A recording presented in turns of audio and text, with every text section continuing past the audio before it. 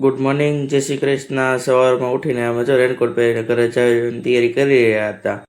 ત્યાં તો ગુંડાભાઈ જો અમારે અને બધા બેઠા હતા અને ગુંડો કે મારે હવે ગીત ગાવું છે.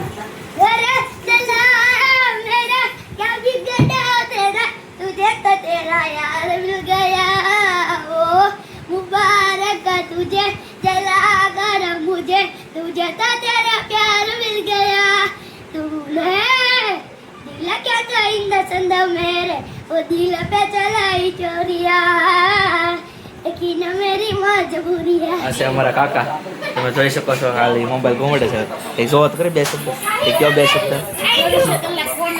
તો તમારે એને જો વેકેશન છે ને એનું દિવાળીનું કેટલા દિવસનું હતું?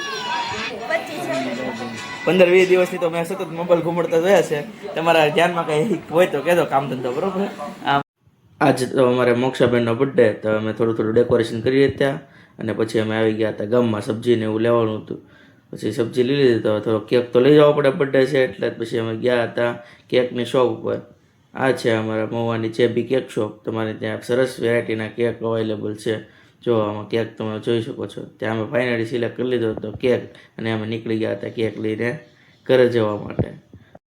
કેન્ડલમાં અમારે મિસઅન્ડરસ્ટેન્ડિંગ થઈ જતી ને તો એકલા કેક જ કંઈ થાય ને પછી મંચુરિયન લેવા આવ્યા. મંચુરિયન પાછળ કરાવ્યો હતા. હું જો નયનભાઈ બે આવેલા હતા. પછી જો ફાઇનલી આ અમારો તો કેક ને જો બાળકો બધા જો ખુશ થઈ ગયા હતા અને સેલિબ્રેશન ચાલુ કર્યું હતું ધીમે ધીમે. ત્યાં બાળકો જો તો કેક કાપીને અમે બેઠી ગયા હતા. જો વરસાદ દેવા આવે છે જગા કે બધા કે બે શબ્દ જો મિત્રો અમે સ્વિગી વાળાની વાટ જોઈને બેઠા છીએ. ક્યારના વાટ જોઈ જો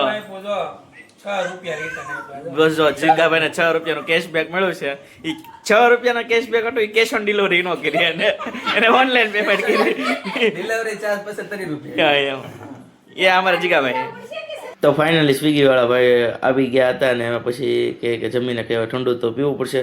તમે આવી ગયા હતા કોન ને સોડા ને એવું બધું લેવા. પછી પાછા પીને અમે આવી ગયા હતા હોસ્પિટલે બેઠા. ત્યાં અચાનક લાઇટ વહી ગઈ. તો ટાટર પડી ગયું હતું. તમે આવી ગયા હતા ટાટર પાડવા. ત્યાં ગોતાભાઈ કે શો ટેકો મૂક્યો છે અને જોતા હતા. પછી ટાટરમાં પડ્યું પણ હવે ઉપર શોર્ટ સર્કિટના કારણે લાઇટ ઘડિયામ પર વહી જતી હતી અને ટાટર પડી જતું હતું. તો અમે હવે ઘરે જવાની તૈયારી કરી રહ્યા છીએ. ઘરે આવ્યા હતા 1:30 જેવું થઈ ગયું હતું ને પછી સુઈ ગયા. Good night.